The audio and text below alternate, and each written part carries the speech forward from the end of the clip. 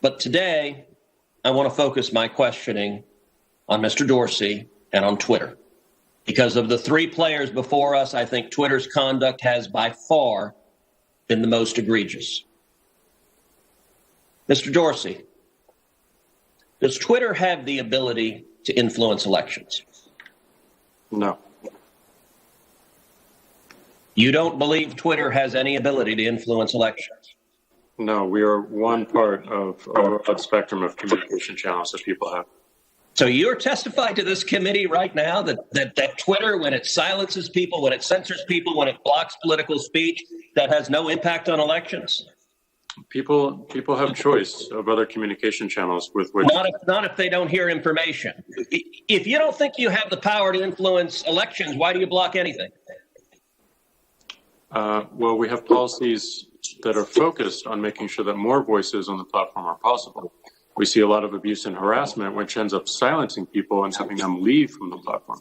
All right, Mr. Dorsey, I find your opening questions, your opening answers absurd on their face. But let's talk about the last 2 weeks in particular. As you know, I have long been concerned about Twitter's pattern of censoring and silencing individual Americans with whom Twitter disagrees.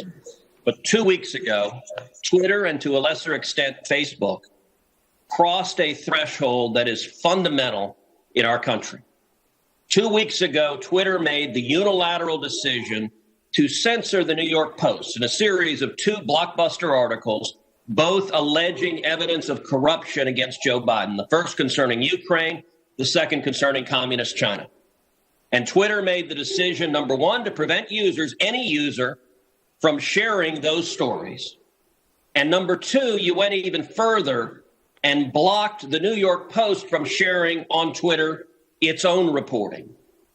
Why did Twitter make the decision to censor the New York Post? We had a hack materials policy that we... When was that policy adopted? In 2018, I believe. In 2018, go ahead. What was the policy? So the policy is around limiting the spread of materials that are hacked. We didn't want Twitter to be a distributor for hack materials. We found that the New York Post, because it showed the direct materials, screenshots of the direct materials, and it was unclear how those were attained, that it fell under this policy. Now, so in your view, if it's unclear the source of a document, and in this instance, the New York Post documented what it said the source was, which it said it was a laptop owned by Hunter Biden that had been turned into a repair store. So they weren't hiding what they claimed to be the source. Is it your position that Twitter, when you can't tell the source, blocks press stories? No, not at all. Our team made a fast decision. The enforcement action, however, of blocking URLs, both in tweets and in DM, in direct messages, we believe was incorrect. And we changed it. Today, right now, the New York Post is still blocked from tweeting 2 weeks later. Yes, they have to log into their account, which they can do at this minute, delete the original tweet, which fell under our original enforcement actions, and they can tweet the exact same material from the exact same article, and it would go through. So, Mr. Dorsey, your ability is you have the power to force a media outlet. Let's be clear. The New York Post isn't just some random guy tweeting. The New York Post has the 4th highest circulation of any newspaper in America. The New York Post is over 200 years old. The New York Post was founded by Alexander Hamilton. And your position is that you can sit in Silicon Valley and demand of the media that you can tell them what stories they can publish, and you can tell the American people what reporting they can hear. Is that right? No, this was every person, every account, every organization that signs up to Twitter agrees to a terms of service. Terms of service is so public. Media outlets must genuflect and obey your dictates if they wish to be able to communicate with readers. Is that right? No, not at all. We recognize an error in this policy, and specifically the enforcement. You're still blocking their posts. You're still blocking their posts. Right now, today, you're blocking their posts. We're not blocking the post. Anyone can tweet. Can the New York Post post on their Twitter account? If they go into their account. No is your answer to that. No. unless they genuflect and agree with your dictates. Let me ask you something. You claimed it was because of a hacked materials policy. I find that facially highly dubious and clearly employed in a deeply partial way.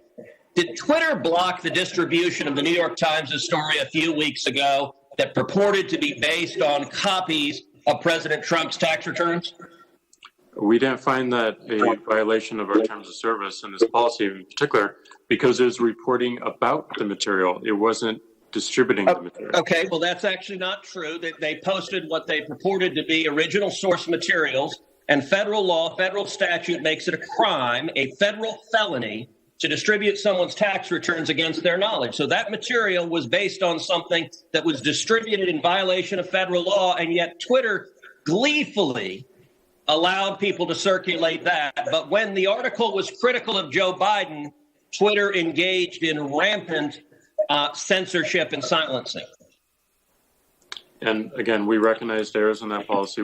We changed it within 24 hours. This is.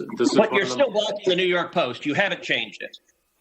We have changed it. They can log into their account, delete the original tweet.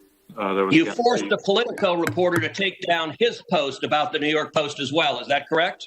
Within that 24-hour period, yes. But we, as the policy has changed, anyone can tweet the article. So Twitter takes the view you can censor the New York Post, you can censor Politico, presumably you can censor the New York Times or any other media outlet.